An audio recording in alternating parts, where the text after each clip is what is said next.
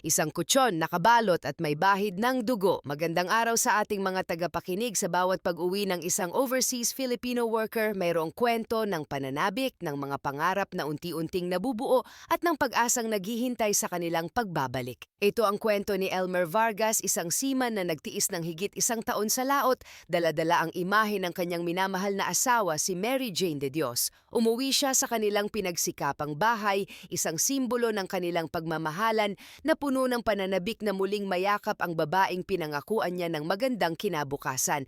Ngunit sa kanyang pagdating, isang nakabibinging katahimikan ang sumalubong sa kanya. Walang Mary Jane, ang bahay na dapat sana'y pugad ng kanilang muling pagsasama ay naging isang malamig at blangkong espasyo. Ang paghahanap sa nawawalang asawa ang magiging simula ng isang paglalakbay sa madilim na katotohanan, isang katotohanang mas matindi pa sa anumang unos na kanyang hinarap sa karagatan. Sa gitna ng kanyang pag-aalala, isang maliit at nakatagong cellphone ang kanyang matatagpuan. Isang bagay na hindi niya kailanman nakita ngunit magiging susi sa pagbubukas ng isang lihim na mundo ng kanyang asawa. Paanong ang isang aparato na puno ng mga larawan at alaala ay magiging mitya ng pagkasira ng lahat? Anong mga sikreto ang itinatago sa loob nito na mag-uugnay sa isang masayang pagbabalik sa isang karumal-dumal na krimen sa isang bakanting lote sa Tanza, Cavite?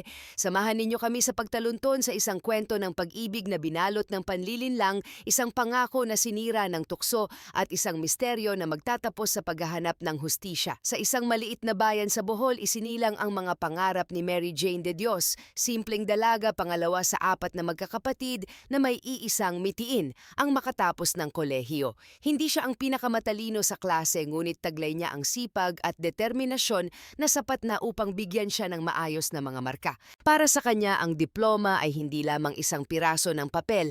Ito ang susi sa isang mas maginhawang buhay, isang paraan upang maiangat ang kanyang pamilya mula sa kahirapan. Siya ay kilala bilang isang masayahing babae, palakaibigan at puno ng buhay. Ang kanyang mga tawa ay umalingaw-ngaw sa kanilang simpleng tahanan at ang kanyang mga mata ay nagniningning sa tuwing pinag-uusapan ang hinaharap. Ngunit ang katotohanan ay may sariling paraan ng pananampal. Pagkatapos ng kanyang high school graduation, sa halip na pagbati at paghahanda para sa kolehiyo, isang mabigat na balita ang sumalubong sa kanya. Sa isang tahimik na gabi, kinausap siya ng kanyang mga magulang. Ang kanilang mga mukha ay nakayuko, ang kanilang mga boses ay puno ng pighati. "Anak, pasensya na," wika ng kanyang ama, "hindi ka namin kayang pag-aralin sa kolehiyo." Ang mga salitang iyon ay tumusok sa puso ni Mary Jane na parang punyal. Gumuho ang mundong kanyang binuo sa kanyang isipan. Ang mga aklat, ang uniforme, ang silid-aralan, lahat ay naglaho na parang bula. Ang pagkadismaya ay bumalot sa kanyang buong pagkatao. Sa loob ng ilang araw, ang dating masayahing dalaga ay naging malungkutin at walang kibo. Tila ba ang pagsasara ng pinto sa kolehiyo ay pagsasara na rin ng pinto sa lahat ng posibilidad sa buhay. Subalit sa kabila ng matinding dagok, hindi tuluyang namatay ang apoy sa kanyang puso. Ang pangarap ay nanatili, nag-aabang ng tamang pagkakataon. Sa edad na 18, nagpaalam siya sa kanyang pamilya. Dala ang isang bag ng damit at isang pusong puno ng pag-asa, sumakay siya ng barko patungong Maynila.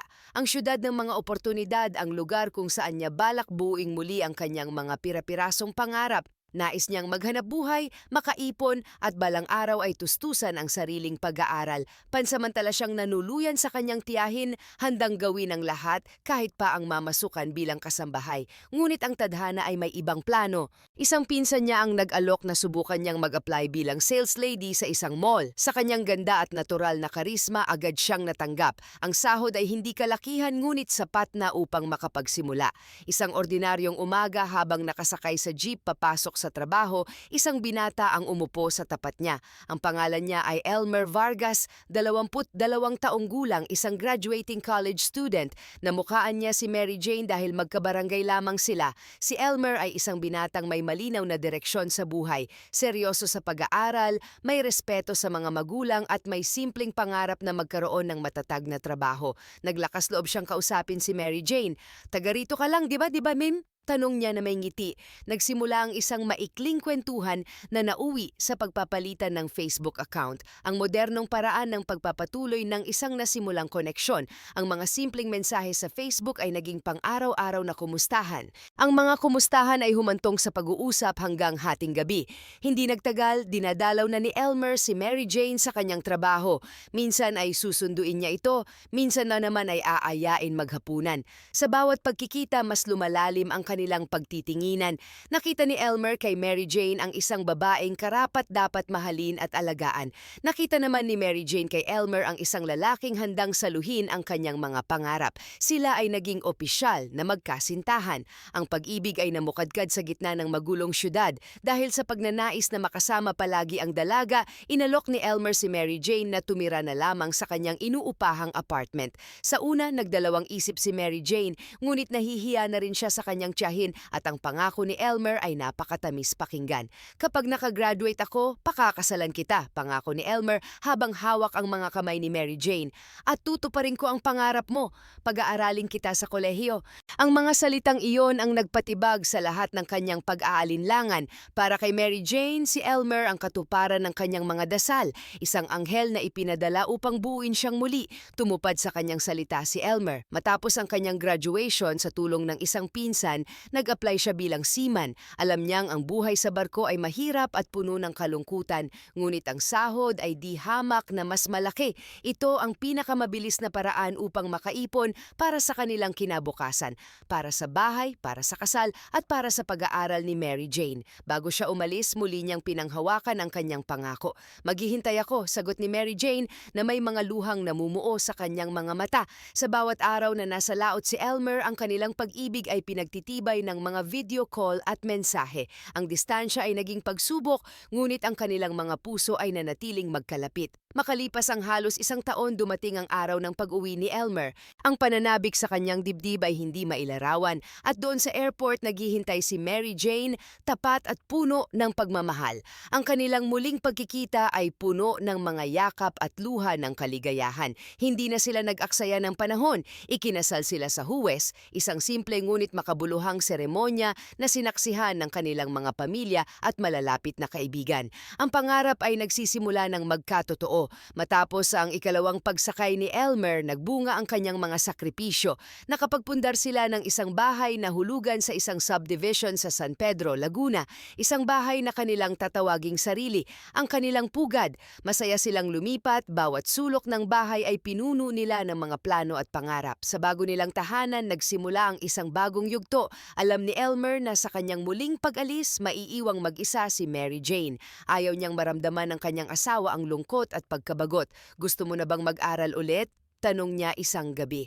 Ito na ang pagkakataon, ang katuparan ng kanyang pangako. Ngunit sa paglipas ng panahon, tila nagbago na rin ang ihip ng hangin para kay Mary Jane. Ang dating nag-aalab na pagnanais na makatapos ng kolehiyo ay tila napalitan ng ibang interes. Gusto ko na lang magtrabaho ulit para makatulong sa pag-iipon, sagot niya. Hindi man ito ang inaasahan ni Elmer, pumayag na rin siya. Ang mahalaga ay maging masaya ang kanyang asawa. Nag-apply si Mary Jane bilang sales lady sa isang kalapit na mall. Ngunit ang trabaho ay hindi nagtagal. 6 na buwan lamang nag-resign na siya. Ang dahilan niya kay Elmer ay magpo-focus na lamang siya sa pag-aayos ng kanilang bahay at sa pagiging isang mabuting may bahay. Habang si Elmer ay nagbabanat ng buto sa barko, si Mary Jane naman ay unti-unting lumikha ng isang bagong mundo para sa kanyang sarili. Isang mundong malayo sa dating simpleng dalaga mula sa Bohol. Ang malaking padala ni Elmer buwan-buwan ay nagbigay sa kanya ng kalayaan na hindi niya kailanman naranasan. Buhay dalaga, walang problema sa pera.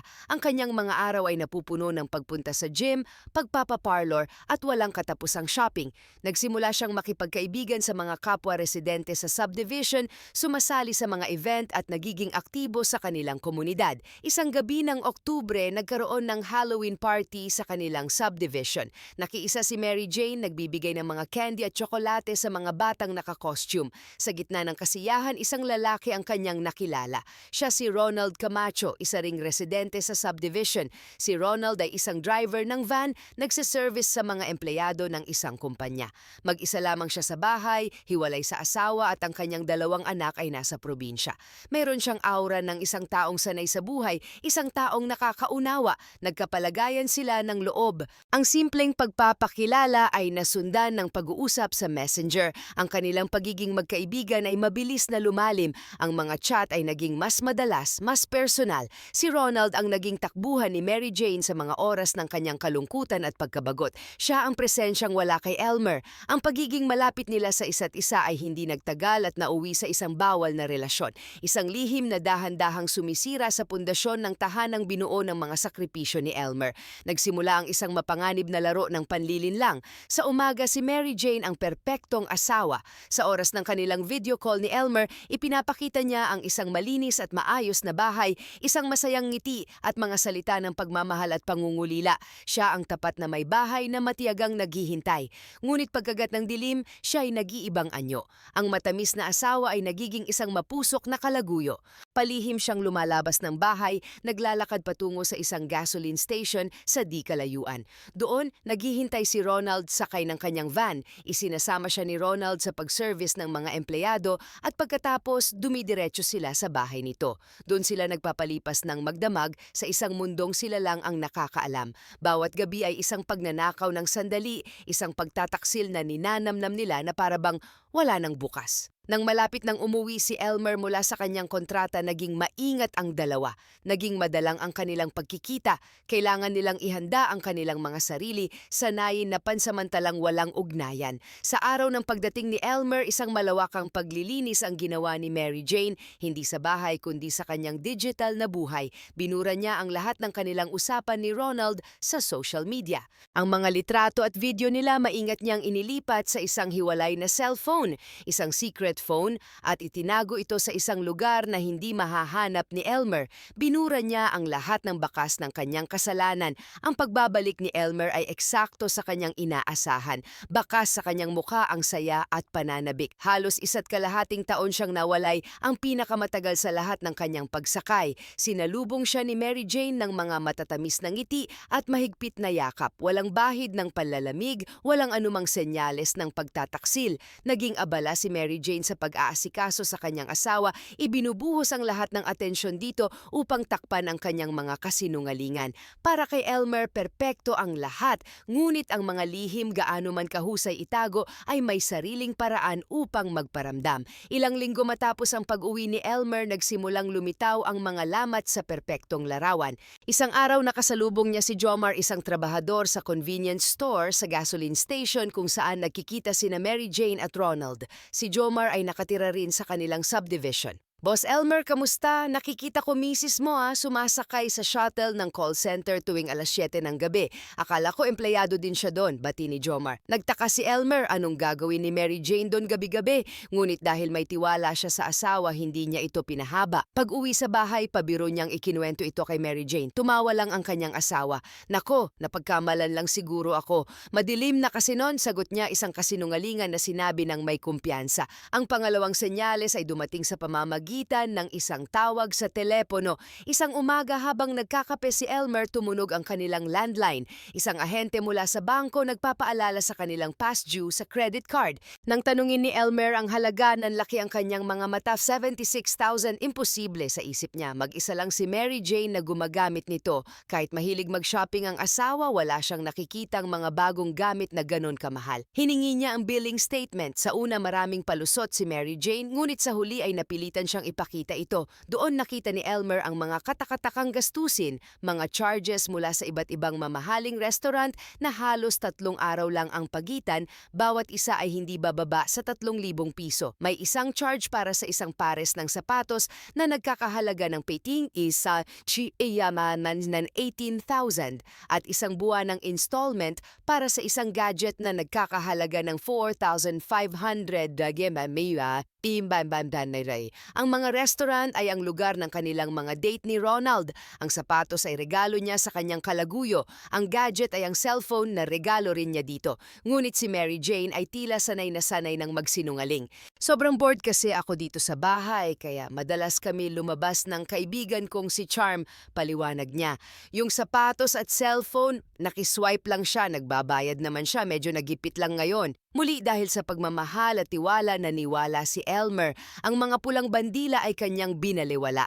Para sa kanya, ang babaeng pinakasalan niya ay hindi kayang gawin ang mga bagay na gumugulo sa kanyang isipan. Dumating ang araw ng muling pag-alis ni Elmer, isang malungkot na paalamanan puno ng mga pangako ng mabilis na pagbabalik. Ngunit hindi pa man lumulubog ang araw, ang telepono ni Ronald ay tumunog na. Si Mary Jane sabik na bumalik sa kanilang lihim na mundo. Ang kanilang relasyon ay patuloy ngunit sa pagkakataong ito, mas naging mapusok at walang pag-iingat. Halos hindi na umuuwi si Mary Jane sa kanilang bahay. Gumawa siya ng isang mas malaking kasinungalingan para kay Elmer. Sinabi niyang nag-enroll siya sa isang kursong marketing kaya buong araw siyang nasa paaralan. Tuwing linggo na lang daw sila pwedeng mag-video call. Upang patunayan ito, nagpadala siya ng mga pekeng dokumento ng enrollment at resibo ng bayad.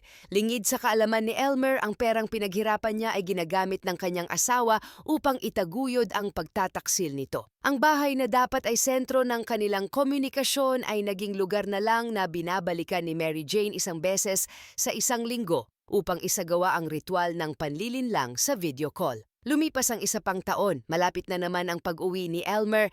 2 linggo bago ang kanyang pagdating, kinausap ni Mary Jane si Ronald. Kailangan na naman nilang pansamantalang itigil ang kanilang ugnayan.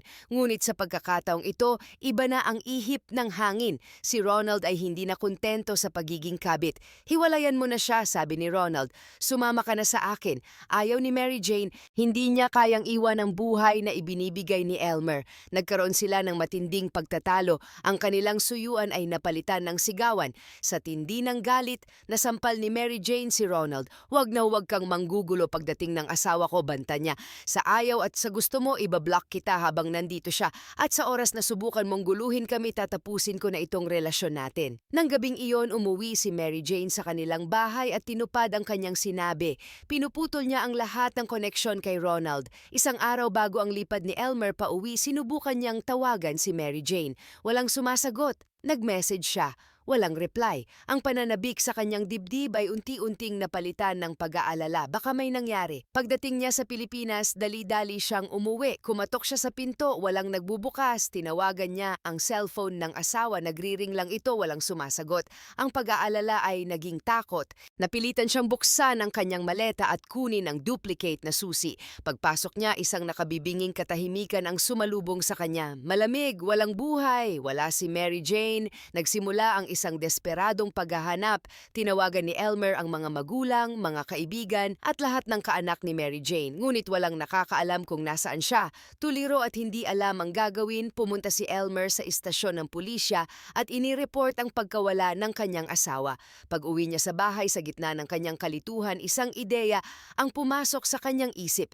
Hinalughog niya ang mga gamit ni Mary Jane, umaasang makakita ng kahit anong clue. Sa isang drawer sa ilalim ng mga damit may nakita siyang isang pouch. Sa loob nito natagpuan niya ang isang cellphone na hindi pamilyar sa kanya.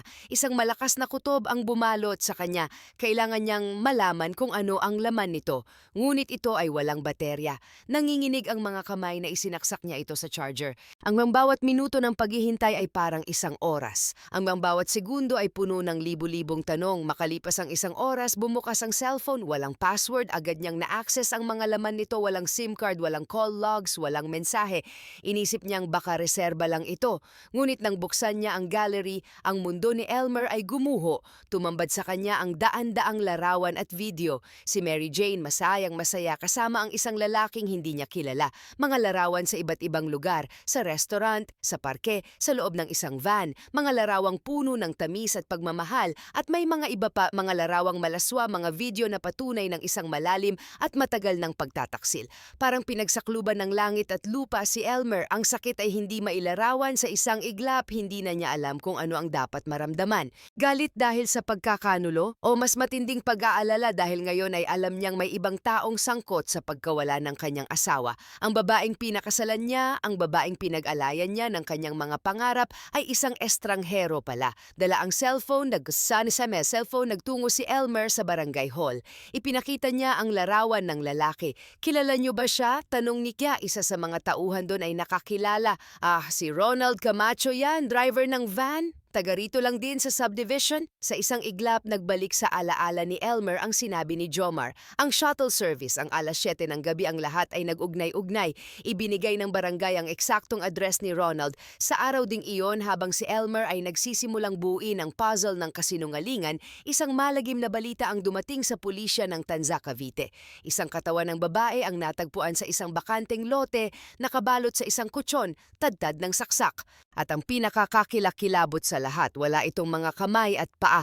Pinapunta si Elmer at ang pamilya ni Mary Jane sa morgue. Sa likod ng malamig na metal na pinto, sa ilalim ng puting kumot, nakahandusay ang katotohanan. Kahit sa kalunos-lunos nitong kalagayan, nakumpirma nila. Ang babae ay si Mary Jane, ang pagluluksa ay kailangang isantabi. Ang paghahanap ng hustisya ang naging prioridad. Ipinakita ni Elmer sa mga investigador ang cellphone, ang ebidensya ng relasyon ni Mary Jane at Ronald. Ibinigay niya ang address. Agad pinuntahan ng mga pulis ang bahay ni Ronald, ngunit wala na siya doon. Wala na rin ang kanyang van. Ayon sa isang kapitbahay, 5 araw na ang nakalipas mula nang huli niyang makita si Mary Jane na pumasok sa bahay ni Ronald. Kinagabihan, nakita niya si Ronald na may isinasakay na mga gamit sa van, kabilang ang isang nakarolyong kutsyon.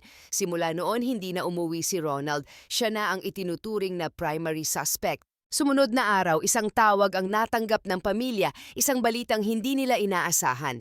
Si Ronald Camacho ay sumuko na sa pulisya. Sa loob ng interrogation room, umiiyak na isinalaysay ni Ronald ang lahat. Inamin niya ang krimen. Mahigit 2 taon na daw ang kanilang relasyon. Sa araw ng krimen, nag-message si Mary Jane na kukunin niya ang mga gamit na naiwan sa bahay niya.